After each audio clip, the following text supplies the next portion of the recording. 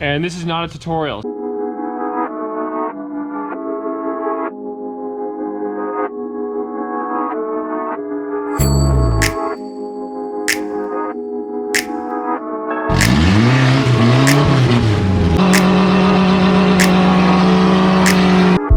So if you know how to bake a potato, you can weld a diff.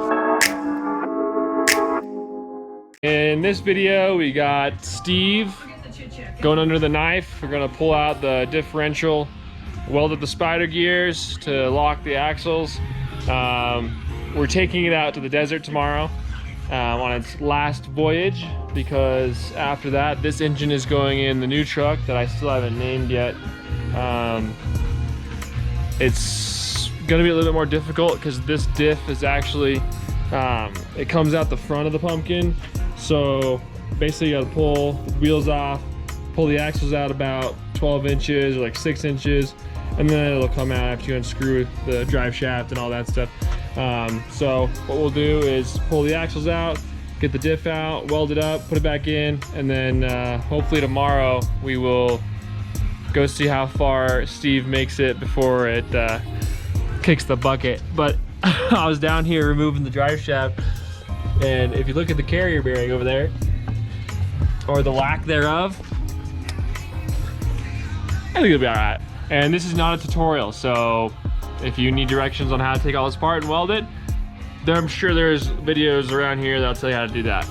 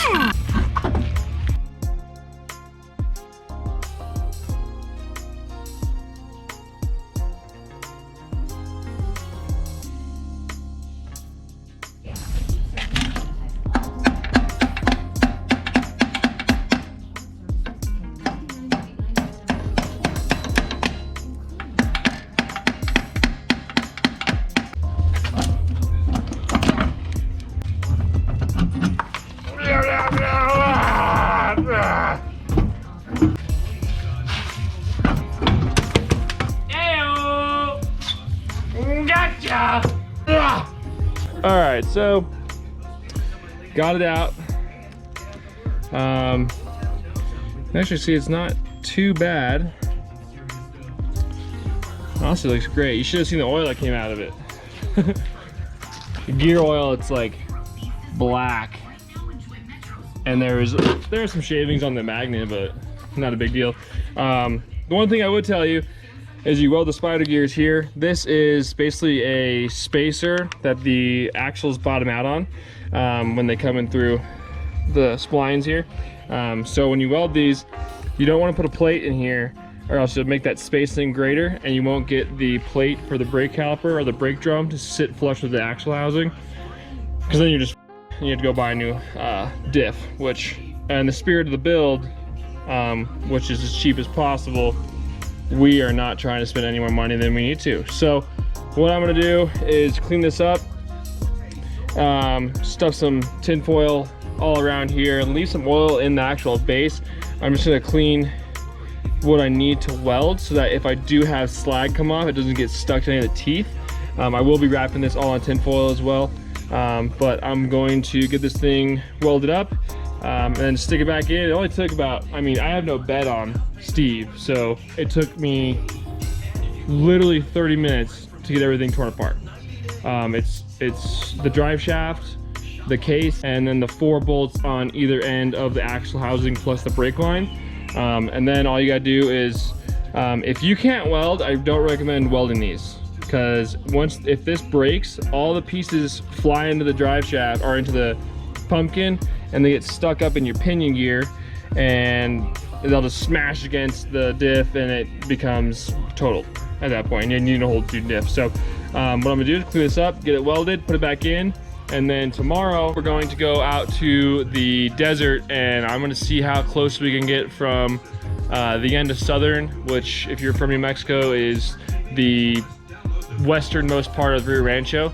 to the Puerco, which is over quite a difficult terrain for a two-wheel drive. This is actually a one-wheel drive, that's why we're doing this.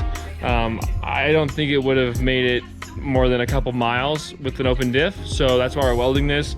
I also have to do a little bit of repair on the alternator bracket. The bolt that it pivots on is actually stripped somehow where I can't get it tight anymore, so the alternator just kind of does one of these numbers when you're driving. It still charges, but you know, we're gonna be doing 60-70 miles over some rough tomorrow. So I'm gonna get this thing welded up. Make sure you get as much brake clean as you can to clean these spider gears off, and then just leave all the brake clean down in there and then start welding right after. Don't do that.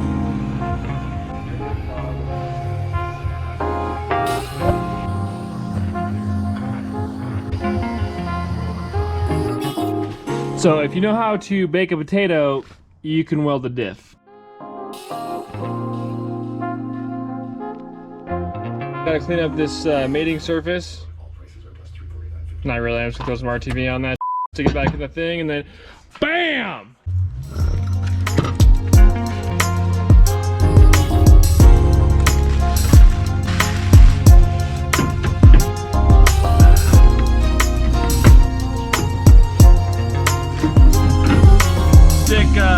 One nut on the top here. Just one ooga dooga. Actually, we'll reverse that one ooga. You're gonna slide the shafts in and rotate the drive shaft at the same time and get the splines lined up, bolt everything back together, and you should be good. Unless you the welds.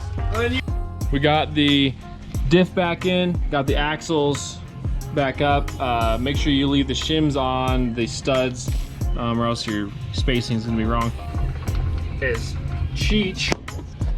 So all we gotta do is connect the brakes, bleed the brakes, and then go test on her. Probably fill it up with some fluid, run it maybe a mile, come back, drain the fluid, and then put some, I don't know, something heavy.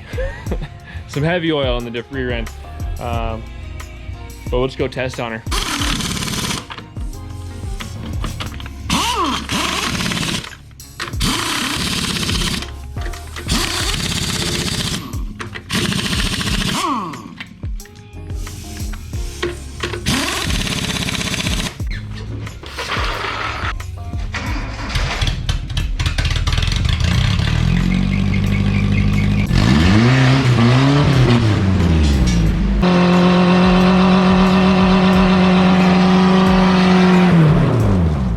Gonna take Steve out to the desert tomorrow, put the diff to the test.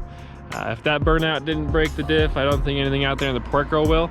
But you know, it's a little bit rougher out there. That carrier bearing is basically shot. You probably can't see it, but